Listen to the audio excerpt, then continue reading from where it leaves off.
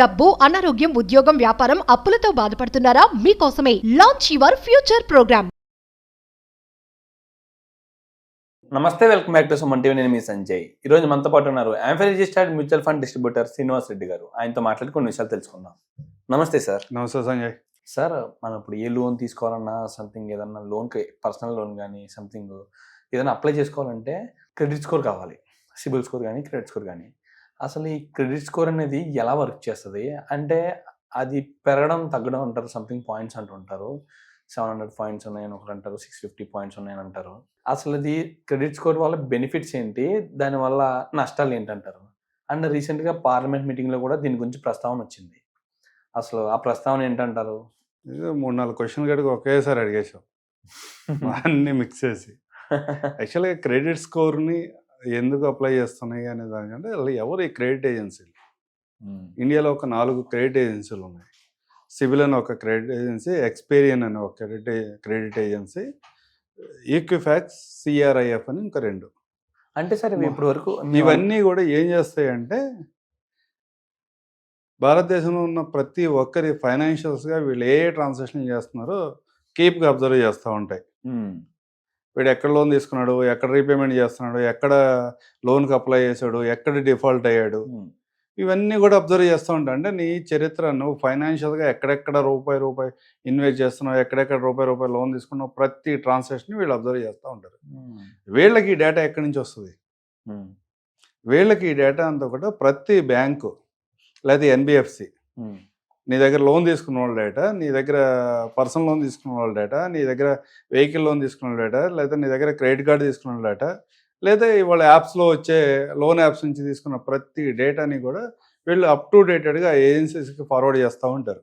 మన డేటా అంతా వాళ్ళ దగ్గర ఉంటుంది కదా, దానివల్ల మనకి ఏం ప్రాబ్లమ్స్ ఏం అవ్వంటారా? అంటే వీళ్ళందరూ కూడా గవర్నమెంట్ అప్రూవ్డ్ ఏజెన్సీస్ ఇవన్నీ కూడా. అందువల్ల గవర్నమెంట్ అసలు నీ కెపాసిటీని తెలుసుకోవాలంటే ఎవరొకరు నేను ట్రాక్ చేయాలి కదా. నేను ట్రాక్ చేసే విధానంలో ప్రతి డేటాని, పిన్ టు పిన్ డేటాని, లెండింగ్ సంబంధించిన ప్రతి డేటాని కూడా ఈ 4 ఏజెన్సీలు పంపుతారు. దీంట్లో ఇండియాలో మనం ఎక్కువగా మన బ్యాంక్స్ కానీ, మన ఫైనాన్షియల్ ఇన్స్టిట్యూషన్స్ కానీ, మన ఎన్బిఎఫ్సిస్ కానీ ఫాలో అయ్యేది సిబిల్ని. అందుకని మనం జనరల్గా సిబిల్ స్కోర్ అంటూ ఉంటాం. దీంట్లో ఏం జరుగుతుంది సిబిల్ స్కోర్ అంటే, బేసిక్గా నువ్వు ఏదైనా ఒక ఇన్వెస్ట్మెంట్ చేసావు, ఎక్కడన్నా లోన్ తీసుకున్నావు, బ్యాంక్ వాళ్ళు నువ్వు కంటిన్యూగా రీపేమెంట్ చేస్తున్నావు, పర్ఫెక్ట్గా రీపేమెంట్ చేస్తున్నావు, నీ సిబిల్ స్కోర్ ఒక విధంగా ఉంటుంది. లేదా నువ్వు మధ్యలో లేట్ పేమెంట్ చేస్తున్నావు, లేదా కొన్ని రోజులు పే చేయలేకపోయావు, కొన్నిసార్లు డిఫాల్ట్ అయ్యావు, వాడికి నీకు ఒకే విధంగా లోన్ అయితే ప్రొవైడ్ చేయలేడు కదా బ్యాంక్ వాళ్ళు. అందుకని ఈ క్రెడిట్ రేటింగ్ ఏజెన్సీస్ని పెట్టుకున్నారు, దీన్ని సిబిల్ని పెట్టుకున్నారు. సిబిల్లో ఫర్దర్గా ఏదైనా ఒక లోన్ కోసమో, లేదా ఒక క్రెడిట్ కార్డు కోసమో, ఒక వెహికల్ లోన్ కోసమో, ఒక ఎన్బిఎఫ్సికి ఏదైనా నీకు ఫైనాన్స్ అవసరం వెళ్ళినప్పుడు కూడా అసలు నువ్వు రీపే చేయగలవా, లేదా ఇంతకుముందు నువ్వు తీసుకున్నప్పుడు నీ యొక్క ట్రాక్ రికార్డ్ ఏంటి, నువ్వు కంటిన్యూస్గా రెగ్యులర్గా పే చేసావా, లేకపోతే డిఫాల్ట్ అయ్యావా, లేకపోతే లేట్ పేమెంట్ చేసావా, లేకపోతే ఓవర్ డ్యూస్ పే చేసుకుంటూ వెళ్ళావా, మొత్తం ఇవన్నీ హిస్టరీ అంతా కూడా వాడు ఈ బ్యాంక్స్ నుంచి గ్యాదర్ చేసుకుని హిస్టరీని అంతా కూడా ఒక్కసారి అప్లోడ్ చేసి మనకి రేటింగ్ ఇస్తుంది సిబిల్ అనే సంస్థ. పర్సనల్ లోన్కి అప్లై చేసుకోవాలన్నా, సంథింగ్ క్రెడిట్ కార్డ్కి అప్లై చేసుకోవాలన్నా మినిమం 750 అనేది క్రెడిట్ స్కోర్, సిబిల్ స్కోర్ ఉండాలని చెప్పేసి విన్నాను నేను. అవును. ఒకవేళ సార్ సిబిల్ స్కోర్ లేకపోతే సంథింగ్ ఒకసారి అసలు సిబిల్ స్కోర్ అనేది ట్రాన్సాక్షన్ బట్టినా లోన్స్ తీసుకుంటే ఏమన్నా పెరుగుద్ది అంటారా? సిబిల్ స్కోర్ బేసిక్గా సిబిల్ గురించి మాట్లాడుకుంటే వాళ్ళు 300 మినిమం నుంచి 900 వరకు వాళ్ళ స్కోర్ రేటింగ్ ఉంటుంది. సహజంగా 720 నుంచి 750 ఉంటే కదా పర్లేదు, సిబిల్ స్కోర్ బాగానే ఉంది అని చాలా బ్యాంక్స్ కానీ ఎన్బిఎఫ్సిస్ కానీ ఫీల్ అవుతాయి. నార్మల్ కండిషన్స్లో వీళ్ళకందరికి కూడా లోన్స్ ప్రాపర్గానే వస్తాయి. ఎందుకు సిబిల్ స్కోర్ని చెక్ చేస్తున్నారు అంటే, ఇతను రీపేమెంట్ ప్రాపర్గా చేయగలడా లేదా చెక్ చేసుకుంటానికే, అంతకంటే ఏం లేదు. ఇప్పుడు నువ్వు ఎక్కడైనా ఇన్వెస్ట్ చేస్తానికి వెళ్ళావు మనీని, ఇన్వెస్ట్ చేసేటప్పుడు ఏం చూస్తావు, వాళ్ళు ఎంత ప్రాపర్గా రీపేమెంట్ చేస్తున్నారు, లేకపోతే ఎంత రిటర్న్ జనరేట్ చేయగలుగుతున్నారో నువ్వు చూస్తావు కదా. అదే విధంగా బ్యాంక్స్ అన్ని కూడా ఒక ఆర్గనైజేషన్ ఏర్పాటు చేసుకుని వీళ్ళు ఏమన్నా లోన్స్ ఇద్దాము, క్రెడిట్ కార్డ్స్ ఇద్దాం అనుకున్నప్పుడు కూడా వీళ్ళ క్వాలిటీ ఎంత ఉందో మనం ఇచ్చేవాళ్ళకని చెక్ చేసుకోవడానికి ఒక ఆర్గనైజేషన్ అది. మనం కూడా ఆలోచించుకుంటాం, ఎవరికైనా అప్పిచ్చేటప్పుడు మళ్ళీ తిరిగిస్తారు లేదని చెప్పేసి. కానీ సార్ ఇక్కడ అసలు కొంతమందికి సిబిల్ స్కోర్ అనేది ఉండట్లేదు. అంటే అలాంటి వాళ్ళకి మరి లోన్స్ అన్నా, పర్సనల్ లోన్స్ అన్నా, క్రెడిట్ కార్డ్స్ అన్నా ఇబ్బంది అవుతుంటది. అప్పుడు సిబిల్ స్కోర్ పెంచుకోవాలంటే ఎలాంటి ట్రాన్సాక్షన్ చేయాలంటారు వాళ్ళు? జనరల్గా ఇవాళ సివిల్ స్కోర్ లేకుండా ఉండటం అనేది లేదు. ఎందుకు అంటే బ్యాంకింగ్ సిస్టంలో విపరీతంగా క్రెడిట్ కార్డ్స్ ఆఫర్ చేయడం మొదలుపెట్టిన తర్వాత ఎలాంటి ఇన్కమ్ లేని వాళ్ళకి కూడా క్రెడిట్ కార్డులు ఇస్తున్నాం. క్రెడిట్ కార్డు ఇస్తున్నాం, వాళ్ళు రీపేమెంట్ చేస్తున్నారు, వాళ్ళకి స్కోర్ పెరుగుతూనే ఉంది. కొన్ని సందర్భాల్లో ఒక 5% 10% అస్సలు ట్రాన్సాక్షన్స్ ఏమి చేయకుండా నాకు లోన్స్ వద్దు, నాకు ఏం లెండింగ్ ఆప్షన్స్ వద్దు అనుకుని ఎక్కడ లోన్ తీసుకొని వాళ్ళకి మాత్రమే క్రెడిట్ స్కోర్ లేదు. అవును సార్. వాళ్ళు కూడా చాలామంది, నాకున్న అభిప్రాయం ప్రకారం అయితే వాళ్ళందరూ కూడా ఇండివిజువల్గా వాళ్ళు క్రెడిట్ కార్డు వద్దు, నేను దూరంగా ఉందామని చెప్పి క్రెడిట్ కార్డు తీసుకోకపోవడం, లోన్ తీసుకోకపోవడం వల్ల వాళ్ళకి క్రెడిట్ స్కోర్ లేదు. అవును సార్. అట్లా కాకుండా కొంతమంది ఉంటారు విలేజెస్లో చాలా, అంటే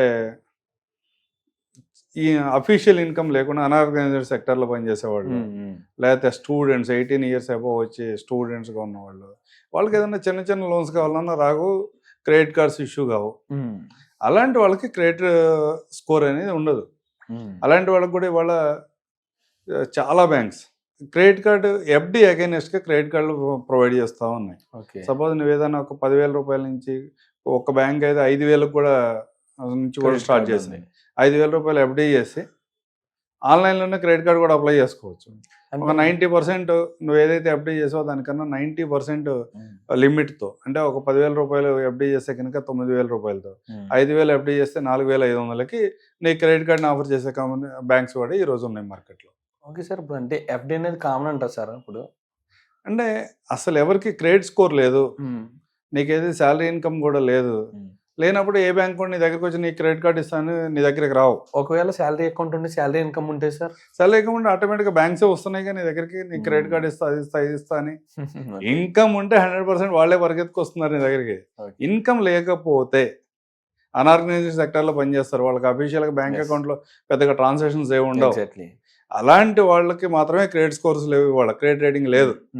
వాళ్ళందరూ కూడా చిన్న ఎఫ్డి చేసుకుని ఆ ఎఫ్డి ద్వారా ఎఫ్డి అగైనెస్ట్గా క్రెడిట్ కార్డు అప్లై చేసుకుంటే క్రెడిట్ కార్డుని ఎప్పుడు కూడా నీ లిమిట్లోంచి 30% కంటే ఎక్కువ యూజ్ చేయకుండా రెగ్యులర్ వేలో నువ్వు కనుక పేమెంట్ చేసుకుంటూ వెళ్తే స్లోగా 6 months to 1 year మధ్యలో నీ క్రెడిట్ స్కోర్ని ఇంప్రూవ్ చేసుకోవచ్చు.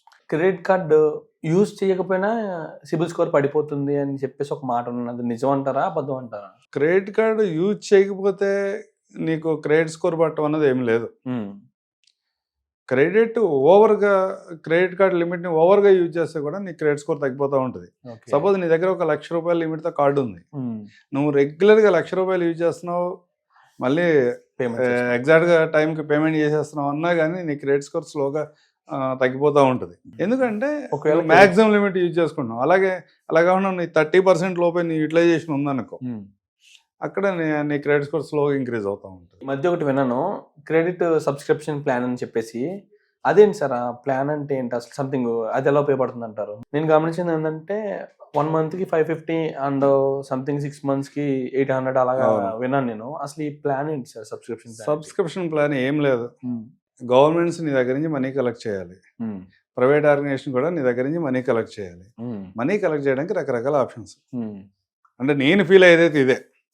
దీంట్లో బ్యాక్ ఎండ్లో ఎవరి స్టోరీ వాళ్ళకు ఉండొచ్చు, కానీ నేను ఫీల్ అయ్యేదైతే ఇదే.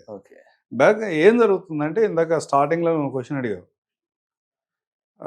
సిబిల్ గురించి పార్లమెంట్లో ఏదో ఒక న్యూస్ వచ్చింది, ఒక కాంగ్రెస్ ఎంపీ దీని గురించి మాట్లాడాడు. Yes, former finance minister Chidambaram కొడుకు కార్తీక్ చిదంబరం అని తమిళనాడు నుంచి రిప్రజెంట్ చేస్తున్నాడు ఎంపీ. అతను ఏం మాట్లాడుతుంటే, సిబిల్ ఏం చేస్తుంది, సిబిల్ ప్రాపర్గా ఈ సిస్టమ్ని మేనేజ్ చేయట్లేదు, దానివల్ల పీపుల్ అంతా చాలా ఇబ్బంది పడుతున్నారు. అంటే ఎలాంటి ప్రాబ్లమ్స్ ఎదురవుతున్నాయి అంటే, ఆల్రెడీ నువ్వు ఎప్పుడో లోన్ తీసుకుంటావు, నీ పేమెంట్స్ అన్నీ కూడా ప్రాపర్గా జరిగే ఉంటాయి, నీ బ్యాంక్ స్టేట్మెంట్స్ ఉన్నాయి, నీ దగ్గర ప్రూఫ్స్ ఉన్నాయి, నువ్వు రీపేమెంట్ అంతా పర్ఫెక్ట్గా చేసావు. కానీ సిబిల్ రిపోర్ట్ని చెక్ చేసుకున్నట్టయితే, బ్యాంక్ వెళ్ళి నాకు లోన్ కావాలి మళ్ళీ అని కనుక ఒక ఇండివిజువల్ కనుక బ్యాంక్ని అప్రోచ్ అయినప్పుడు ఏం జరుగుతుందంటే, సార్ మీ సిబిల్లో ఓవర్ డ్యూస్ ఉన్నాయి, లేట్ పేమెంట్స్ ఉన్నాయి, లేకపోతే కొన్ని ఇంకా పే చేయలేదు, వాటి అన్నింటి పే చేయండి అని అడుగుతుంది. ఇతని దగ్గర మాత్రం స్టేట్మెంట్ ఉంటుంది, ఆల్రెడీ పే చేసి ఉంటాడు. దాన్ని రిజాల్వ్ చేయడానికి ప్రాపర్ ఛానల్ లేదు వాళ్ళ. ఓకే. ప్రతిసారి మనబట్టి వాళ్ళు ఏదైనా లోన్కి వెళ్దాం అనుకున్నప్పుడల్లా బ్యాంక్కి వెళ్తాం, వాడు అప్లై చేయటం, సిబిల్ లేదంటాం. వాడు సిబిల్ లేదంటాం. దానికోసం ఏం చేశారంటే తెలివిగా ఒక సబ్స్క్రిప్షన్ ప్లాన్ తీసుకొచ్చారు. మనంతట మనమే మన సిబిల్ స్కోర్ ఎంత ఉందో తెలుసుకుంటాం. ఓకే. వాళ్ళ ప్రమేయం లేకుండా. 2 రకాలుగా సిబిల్ని చెక్ చేసుకోవచ్చు.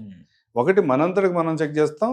రెండోది నువ్వేమైనా క్రెడిట్ కార్డ్ అప్లై చేయడానికో, లోన్ అప్లై చేయడానికో, లేకపోతే ఇంకేదన్నా కారణంతో బ్యాంక్కి వెళ్ళినప్పుడు బ్యాంక్ వాళ్ళు చెక్ చేస్తూ ఉంటారు. ఆ సిబిల్ స్కోర్ చెక్ చేసినందుకు ఏమైనా చార్జెస్ చేస్తారు సార్? సిబిల్ స్కోర్ చెక్ చేసినందుకు చార్జెస్ అంటే సబ్స్క్రిప్షన్ పెట్టేసాం ఇక్కడ, అదే ఛార్జ్. ఓకే. సబ్స్క్రిప్షన్ పెట్టాం కదా, నీకు మంత్లీ 550 రూపీస్ కలెక్ట్ చేస్తున్నాం కదా, అది ఛార్జెసే కదా. సబ్స్క్రిప్షన్స్ లో కూడా కొన్ని 2 ప్లాన్ లో కాకుండా సంథింగ్ నార్మల్ సబ్స్క్రిప్షన్ అనేది బ్యాంక్ వాళ్ళు డైరెక్ట్ గా చేస్తారు, అండ్ ఆన్లైన్ సబ్స్క్రిప్షన్ ఉంటే మనం డైరెక్ట్ గా చెక్ చేసుకోవచ్చు అని చెప్పి. బ్యాంక్ వాళ్ళు సబ్స్క్రిప్షన్ చేసుకునేది అది డిఫరెంట్ సినిమా. ఎందుకంటే వాళ్ళ బిజినెస్ కోసం మనకి లోన్ ఇవ్వచ్చా లేదా అని చెక్ చేయడం కోసం అతను చెక్ చేసుకుంటున్నాడు, వాళ్ళ సేఫ్టీ. దాన్ని హార్డ్ చెకింగ్ అంటాం. ఓకే. అలా కాకుండా మనందరికి మనమే మన క్రెడెన్షియల్స్తో మనం కనుక సిబిల్లో లాగిన్ అయ్యి మన క్రెడెన్షియల్స్తో మనం లాగిన్ అయ్యి మనం చెక్ చేసుకుంటే దాన్ని సాఫ్ట్ చెక్ అంటాం. ఓకే. సాఫ్ట్ చెక్ నువ్వు ఎన్నిసార్లన్నా చేసుకో, నీ సిబిల్ స్కోర్కి ఎఫెక్ట్ పడదు. అది కాకుండా హార్డ్ చెక్ అంటే నువ్వు ఏదైనా లోన్స్కి వెళ్ళినప్పుడు, క్రెడిట్ కార్డ్ అప్లై చేయడానికి వెళ్ళినప్పుడు బ్యాంక్ వాళ్ళు కనుక రెగ్యులర్గా నీ సిబిల్ స్కోర్ని చెక్ చేస్తావంటే నీ సిబిల్ స్కోర్ తగ్గుతూ ఉంటుంది. ఎందుకు అంటే ఒకటే కారణం, సహజంగా జనరలైజ్గా మాట్లాడుకుందాం. ఓకే. ఒక ఎక్స్పర్ట్స్ ఉన్నాడు, ఎవరిని డబ్బులు అడగట్లా, అతని పని అది చేసుకెళ్తున్నాడు, లైఫ్లో జాబ్ చేసుకుంటున్నాడు, ఇంటికి వెళ్తున్నాడు, అతని పని అది చేసుకుంటున్నాడు. వై అనే పర్సన్ ఉన్నాడు, ప్రతి ఒక్కడిని 500 ఉన్నాయా, 1000 రూపాయలు ఉన్నాయా, 1,00,000 ఉన్నాయా, 2 లక్షలు ఉన్నాయా అంటున్నాడు. నీకున్న అభిప్రాయం ఏంటి? ఫైనాన్షియల్ స్టేటస్లో వాళ్ళిద్దరి మీద నీకున్న అభిప్రాయం ఏంటి? అందరికి ఒకటి అభిప్రాయం ఉంటుందండి, ఆడి దగ్గర ఉంది కాబట్టి ఎవరిని అడగట్లేదు, వీడు సంథింగ్ పట్టుకెళ్తున్నాడు, ఏం చేస్తున్నాడు తెలియట్లేదు, తిరిగి ఆడతాడు కూడా తెలియదు. అంటే అతనికి అవసరం లేదు, కానీ ఇతనికి ఆ అవసరం అనేది ఎక్కువ సార్లు వస్తుంది. అంటే హంగరీలో ఉన్నాడు కదా, ఆబ్వియస్గా నాకు రీపేమెంట్ ఎంత చేస్తాడో లేదో డౌట్ ఉంటుంది. అవును, రీపేమెంట్ చేయగలడా లేదని ఇవన్నీ చెక్ చేసుకుంటూ ఉంటాం. ఎక్కువ సార్లు ఇతను లోన్స్కి అప్లై చేస్తున్నాడు, క్రెడిట్ కార్డ్ అప్లై చేస్తున్నాడు అనుకున్నప్పుడు క్రెడిట్ స్కోర్ అనేది తగ్గుతూ ఉంటుంది. దానికన్నా బేసిక్గా ఇదే సందర్భం మనం హోమ్ లోన్స్ తీసుకున్నప్పుడు కూడా జరిగింది. బేసిక్గా మన వాళ్ళందరూ హోమ్ లోన్ తీసుకునేటప్పుడు ఏం చేస్తారంటే ఒక 4-5 బ్యాంకులు ఎంక్వైరీ చేస్తారు, ఎవరు తక్కువ ఇస్తారు, ఎంత ఎలిజిబిలిటీ ఎంత ఉంటుంది, ప్రాసెసింగ్ ఫీజు ఎంత ఉంటుంది, ఇవన్నీ తెలుసుకోవడానికి ఒకే ఫైల్ 4-5 బ్యాంకులకి ఇస్తూ ఉంటారు. 14 రోజుల లోపు కనుక ఈ బ్యాంక్స్ అన్నింటిలో నువ్వు ఎక్కడెక్కడ చెక్ చేసుకుంటున్నావు వీటన్నిటిలో కనుక ఒకేసారి 14 డేస్ లోపు కనుక చెక్ చేసుకోగలిగితే వీళ్ళు అన్ని బ్యాంకులు చెక్ చేసినా కానీ నీవు ఒకేసారి చెక్ చేసుకున్నట్టుగా ఫీల్ అయింది సిబిల్. ఓకే. అట్లా కాకుండా ఒక నెలలో ఈ బ్యాంకు, ఒక నెలలో ఇంకో బ్యాంకు, ఒక నెలలో ఇంకో బ్యాంకు చెక్ చేసావు అనుకో, అల్టిమేట్గా ఫైనల్గా వచ్చి లోన్ తీసుకుందాం అనుకునేప్పుడు నీ సిబిల్ స్కోర్ ఇంకా తగ్గి ఉంటుంది. సిబిల్ స్కోర్ చెక్ చేయడం కూడా ఒక ప్రాబ్లం. సిబిల్ స్కోర్ చెక్ చేయడం వల్ల, హార్డ్ చెక్ వల్ల ప్రాబ్లం. సిబిల్ స్కోర్ తగ్గడం వల్ల ఏం ప్రాబ్లం ఉంటుంది? ఇంట్రెస్ట్ రేట్ పెరిగిపోతుంది, లోన్ ఎలిజిబిలిటీ తగ్గిపోతుంది, కొన్ని సందర్భాల్లో లోన్ రిజెక్ట్ కూడా అవుతాయి. దానికోసం ఏం చేస్తారంటే హార్డ్ చెక్ విపరీతంగా చేయొద్దు. అవసరం ఉన్నా లేకపోయినా మన వాళ్ళు యాప్స్లోకి వెళ్ళేసి ఏమన్నా క్రెడిట్ కార్డ్ ఇస్తాడానికి కానీ అప్లై చేస్తూ ఉంటారు. అలాంటి నీకు అవసరం ఉంటేనే అప్లై చేయి, అవసరం లేని సందర్భంలో అలాంటి యాప్స్లోకి వెళ్ళి నీ డేటాని ఫిల్ చేయొద్దని చెప్తారు. Thank you sir, thank you very much. CIBIL score గురించి చాలా బాగా ఎక్స్ప్లెయిన్ చేశారు. Thank you Sanjay.